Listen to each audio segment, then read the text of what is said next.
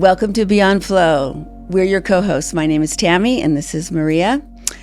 We're here having heart-to-heart conversations, and with the intent of inspiring you to connect to your soul. Today, we're going to be talking a little bit about faith and what that means in uncertain times or uncertain moments. How do we connect to faith? What is it? So not only how to connect to faith, but I think also what can we do collectively to tap into that? Yeah. Connected to faith within and prayer. And how can we do that? So one of the questions I had, well, for you, what do you think it's faith for you? How do you connect with faith in uncertain times? Yeah. I think for me, faith comes in a connection to something higher. Knowing that no matter what is happening, whether it's health issue, financial issue, a global issue, a community issue, a customer issue, speaking with customers all the time, I think faith helps us tap into knowing that we're not alone, that we are supported, that we are on a journey that's going to offer so many different experiences that might not always feel clearly great. But if we have faith to know that we're held in a place of complete love, we can navigate anything. And to me, faith comes, for me, when I start meditation. I begin the day with meditation, and that is how I sort of recognize that all things are possible, that the day begins with infinite possibilities, regardless of what's happened before, regardless what might be on the agenda to happen. But faith is knowing that it's all going to be okay, no matter what. And that's, I was thinking about, I love that. I love everything you said, because I was thinking about, when we talked about doing the episode today, I was thinking, okay, so what is faith? And I went into, truly into meditation and asking, so what is faith? So faith for me, and I hope that we can all tap into that understanding. It's a desire that I have. It's knowing that whatever you ask for, it's already given. So it's like when you go to a restaurant, right? And you ask for your meal. You're not like waiting to see, is the chef forgot my meal, right? You ask for your meal and then you relax, and then it comes. Yeah. Wow. And there's something that is very powerful in also you ask, you pray, and then it's okay to relax. We don't have to do so much in order to receive it. The timing of that prayer is not up to us. What is up to us is having faith that it will come in the right timing. And that is something that I think everyone can connect with. So I was thinking about, I have a friend of mine, and she's going through a lot, and in our very limited, I guess, understanding, we cannot see like the whole picture, right? And she's going through a lot with, she's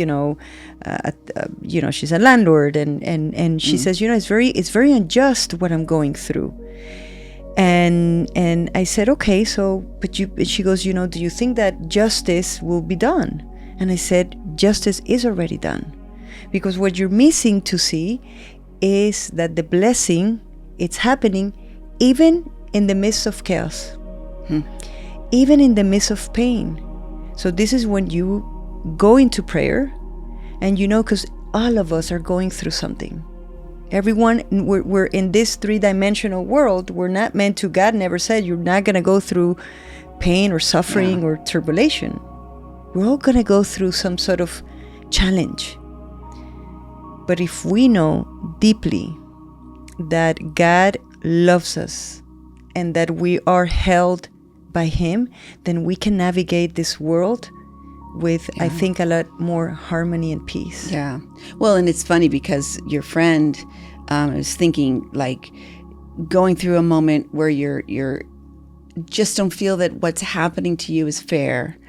But if we think about how are we going through that, that is going to reflect in the future, in another situation. The grace that you give to the situation will manifest in a blessing down the road. So I guess that's where time. It's like that's where time. Between cause and effect. Makes a difference. And I think 9 times out of 10, when something's happening and you put trust and faith in the process, you do your part. But you operate from a place of doing the right thing. You end up going, oh my gosh, I'm so glad that happened. Because who knows, in her case, somebody new is going to come into that house and it's going to be so harmonious, and for a 5-year lease or, something like that, something that she wouldn't expect. And so if we know that it's going to be in our highest good, we then tap into the concept that even in challenge, we are going to co-create what's next, and whatever that is, and whatever time that is, and we've created it with God. And also blessing. There's there's a spiritual understanding, or a spiritual understanding that they say that you don't want to hold on what is not yours, what doesn't belong to you, right? So when something is taken from us, or we view something, it's a spiritual principle. Yeah. That when something is taken from you, it's actually not. That's why they say that it's redirection. Rejection is redirection. And I think that's. So I have a question for you. Okay. So let's say if you go through a heartbreak, and you say, and you're giving your heart, and you show up for that person, and how do you have faith that that process is meant for your highest good when you're actually going through the pain?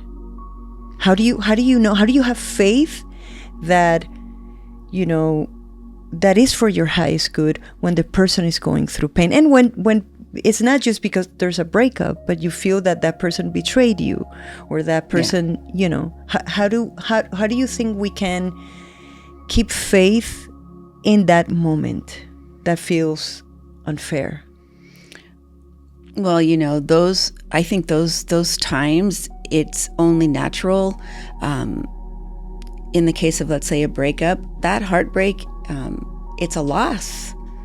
It's you had hopes, we have to recognize, you have hopes and dreams that something was going to turn out a certain way, and if it doesn't, and you're understanding that multiple things have occurred and it isn't going to be for the best, it's painful, and there's all the stages that one goes through in moments like that. It's not just, oh, okay, I disconnect from emotion and everything's fine. That's not realistic. We're actually meant to feel different emotions and process things and feel a broken heart. How do we know what it's like to have an amazing experience or a wonderful relationship if we don't know what it's like to go through something that's painful?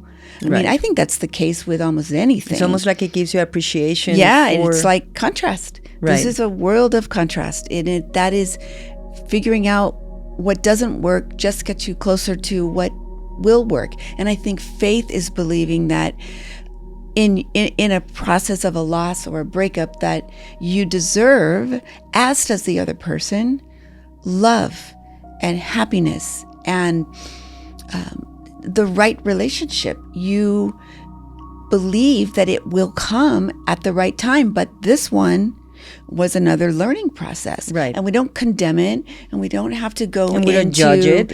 vengeance Right. and how dare you. I don't think that's the route. But sorrow and things like that happen. We can process that.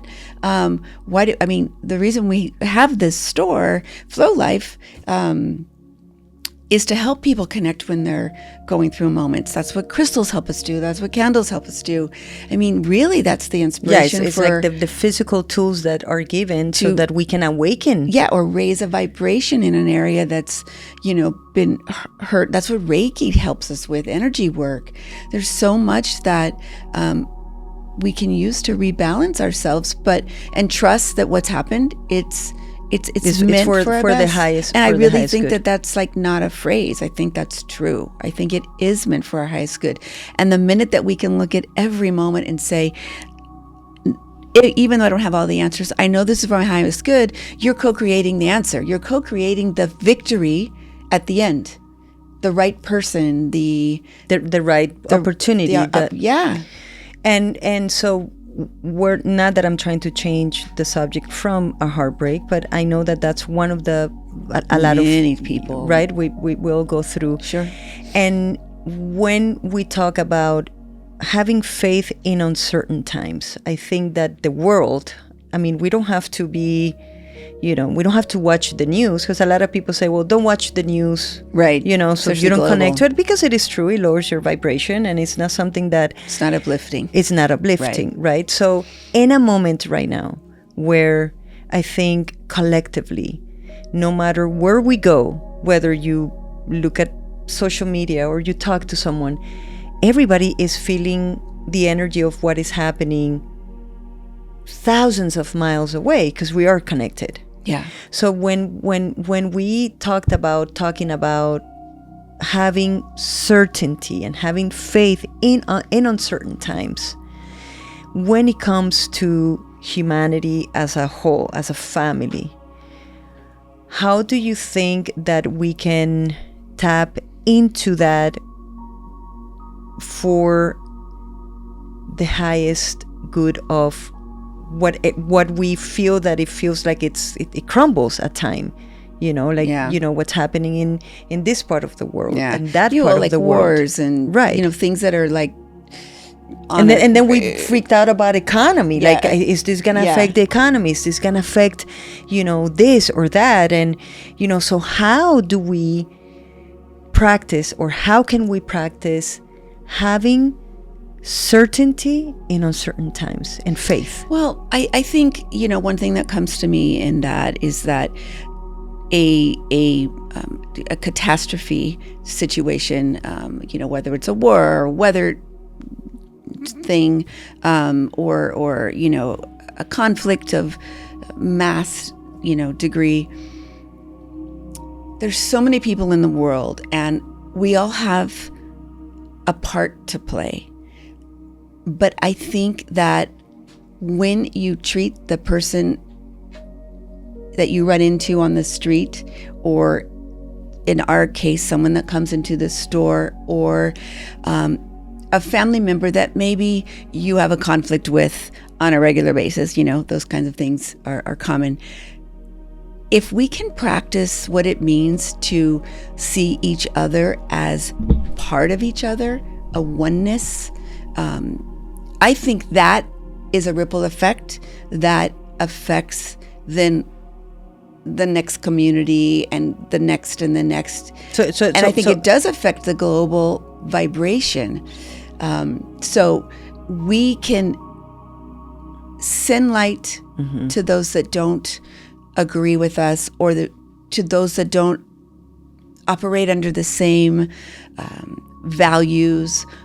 We can love and send love and ask for divine love and divine intervention. And intervention from a place. The word love is the only thing that's real. So you're going to hear that word a lot, because I don't think there's another way to operate in this world but through the concept of love. And as human beings, we don't really know what it is.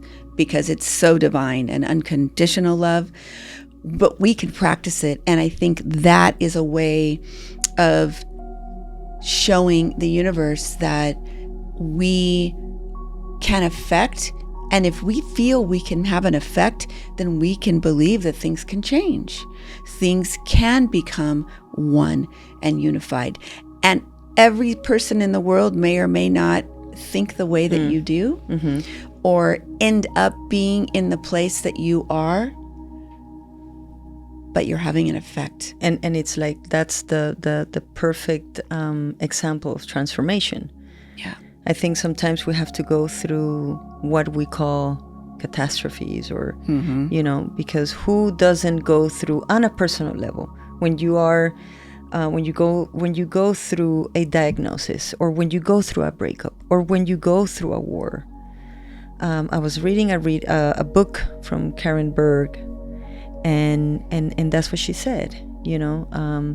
One of, to me, a great, amazing spiritual teacher, and she in that book. Next time I'm gonna bring it in and read a little bit about it, because we love to read, and then that's what we do. That's how I think that's how we started. Reading a little bit, and I think the importance, not to change the subject, but it's important to read.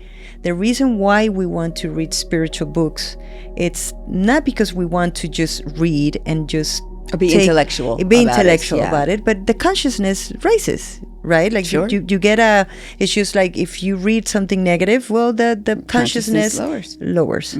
So I was reading, and she said, no human being can break through if it's not through challenges. Wow. So instead of looking at challenges, and I think this is the most powerful thing that we can maybe connect to, is that when we go through a challenge is an opportunity. And how do we connect to that opportunity? Well, that's where, again, we go back into faith. Having faith that no matter what we go through, it is for the highest good. That having faith, it's believing in something that you cannot see, touch, or see in this particular moment. Yeah. The Course in Miracles says that, miracles, what are miracles? Miracles are, it's something that it's against nature. So it's understanding the miracles are part of also, not that it's a given, but yes, we are meant to experience miracles after miracle. And we are experiencing miracles after miracles that we're not even aware of. Not even aware, yeah. So, yeah, that's a concept that I think it's monumental in going through uncertain times. I think I couldn't, we have been talking about creating a podcast for many, many, many, many years, even before podcasts were podcasts. I think I had probably not, I think I had more hesitation because of fear of, first of all, what am I going to say? Do I have something to say? And this is where we go into wanting to be genuine with our intention and with our words. Yeah. And I think that it's not coincidence that we took the courage and the time to say, you know what, the world needs, even if we can touch one soul, just like many souls have touched us. Yeah. But if we can touch one soul, and understanding that what the world is going through right now, it's an opportunity for transformation. Oh yeah, I mean, for sure. That's almost, and unity. That's almost a whole another subject of what feels like a collapsing situation. Maybe that's exactly what it's supposed to feel like, so that we can rebirth to a new consciousness, or a connection to an existing consciousness that we are asleep about, an elevated way of being. And sometimes things have to collapse, things have to break. And I do know that hatred or separation or fear, all these subjects are not the thing that a foundation is built on, they're not sustainable. Right. So love and unity and oneness and wholeness are, and I know that that's the higher consciousness we're heading towards in this moment. So we just have to hold tight and hold on to each other. And I actually think the more that humanity embraces each other, the quicker we're going to see the massive problems shift. Right. Because there will be no place for them to exist. Right. I wanted to read, speaking of reading, Tina Turner, Happiness Becomes You, which was... Maybe you want to show it on that her camera. Happiness Becomes You. This was a paragraph I came across that talked about faith. Okay. And it made me think of something that you were saying a second ago. So this is what she said. She said, when some people hear the word faith, they get turned off because they think of externally imposed rules and obligations, or they associate faith with a denial of reality. For me, faith is an awareness of your true self, the understanding that the infinite dignity of the universe and the essence of your life are the same. You can be solidly grounded in reality and still recognize the potential for happiness that exists within yourself. To me, faith is cherished and developed. To me, faith is cherishing and developing the potential of one's own precious life. Well, so it's, the word faith can feel like religion or doctrine. or something to... Yeah, or something on the outside imposed.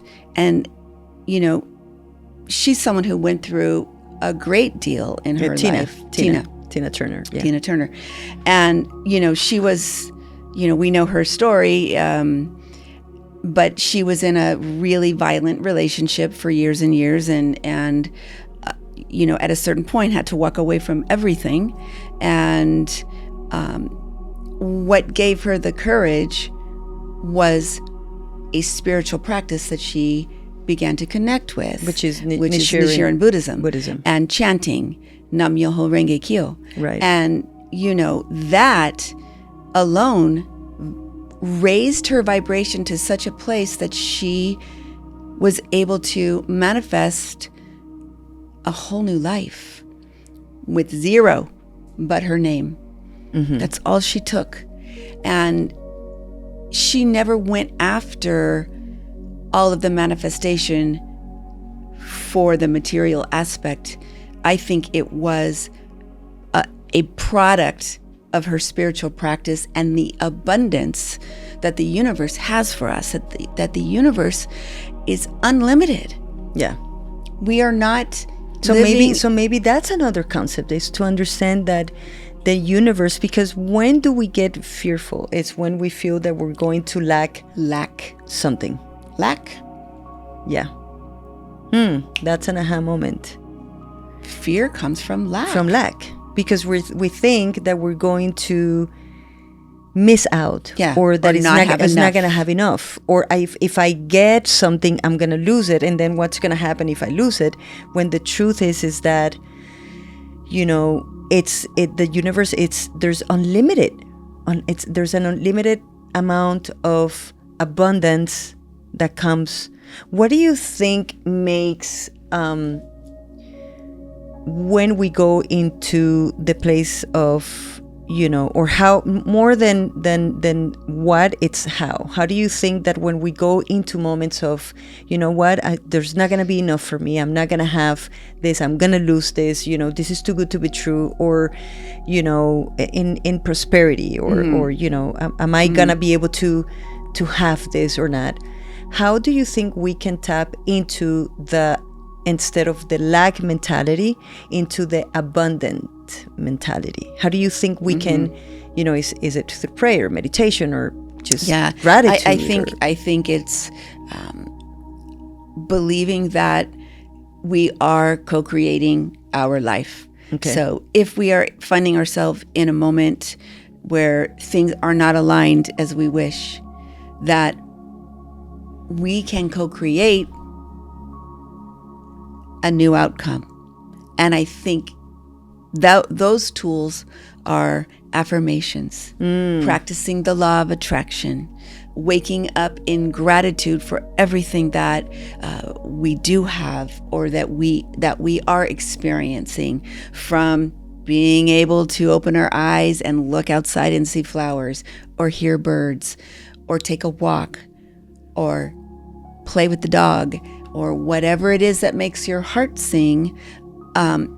They don't have to be these grand things that are in our goal list of achievement. Right. But gratitude is the feeling the universe says, let me give you more to be grateful for. Of what you're... And like you said, when you ask for something, it's given. So immediately, it's given. Right.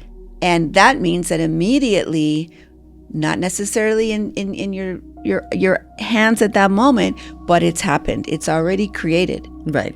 And I believe, that we do things like light candles because probably 80% of our soul is in the upper world, which is the perfected world.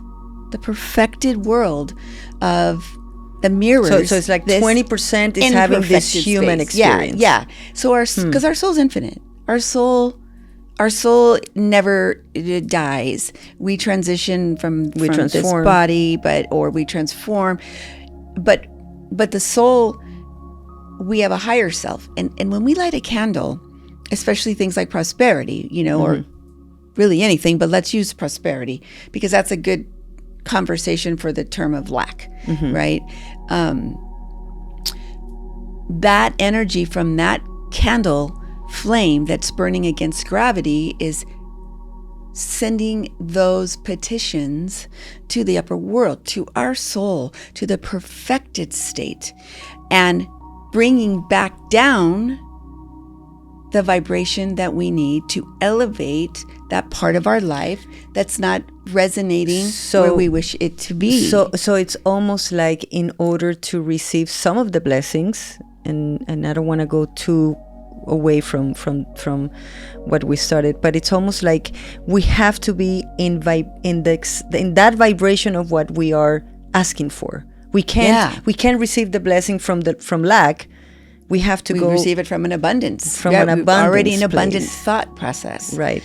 From an abundance mentality, from seeing that it's already happening, feeling that it's already happening, tasting that it's already happening, and eventually we can manifest it, in the three-dimensional world at the perfect divine timing. We need to let go of being so restricted on things happening a certain way and at a certain time. That's when the anxiety comes. And that's when maybe we give up. And then we lose faith. Right. Right? Yeah. So I think that's probably the best way that we can all connect to the how. How can we not operate from a place of lack, so that we can, and we're human. We're meant to, it's not about, don't ever have the feeling of lack, because then that takes away the humanity. Yeah, that's right. That's not real. Yeah. Yeah. It's just understanding that, okay, the moments that you but feel. When you feel that, you feel anxious. You feel an ulcer. You feel,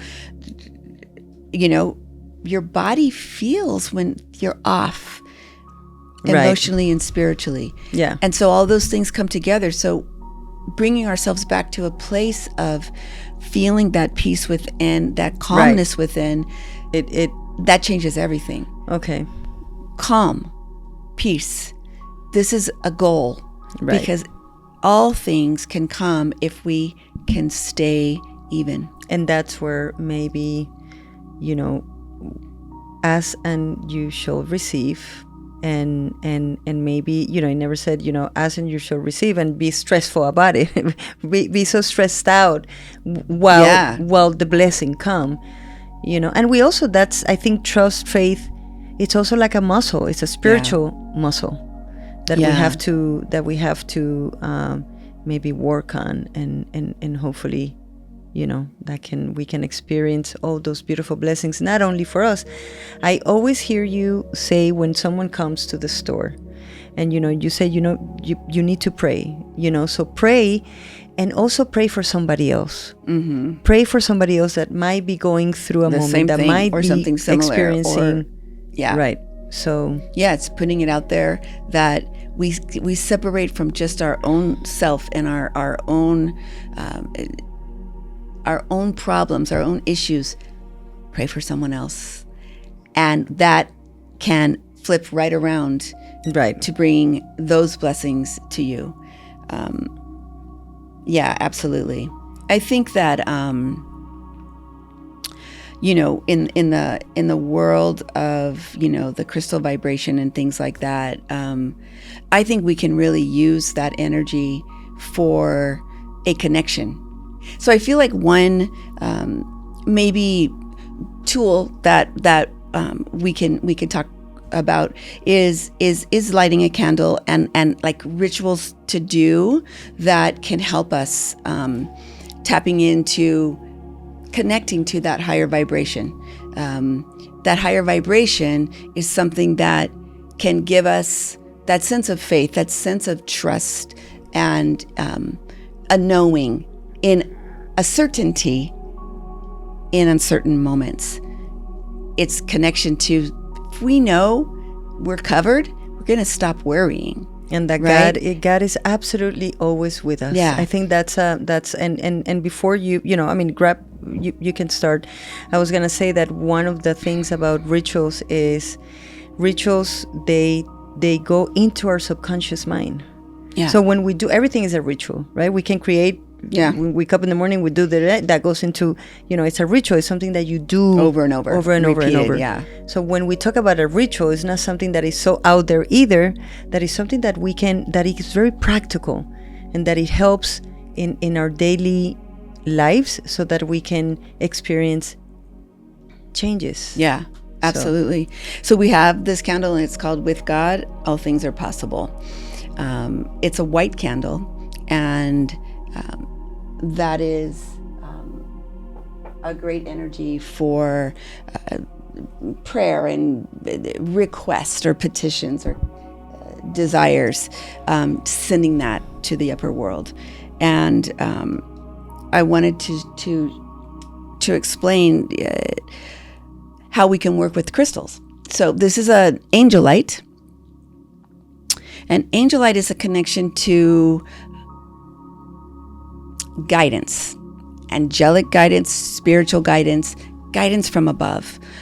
It's a communication stone, and it's something that helps us even in connecting to receiving messages, receiving guidance.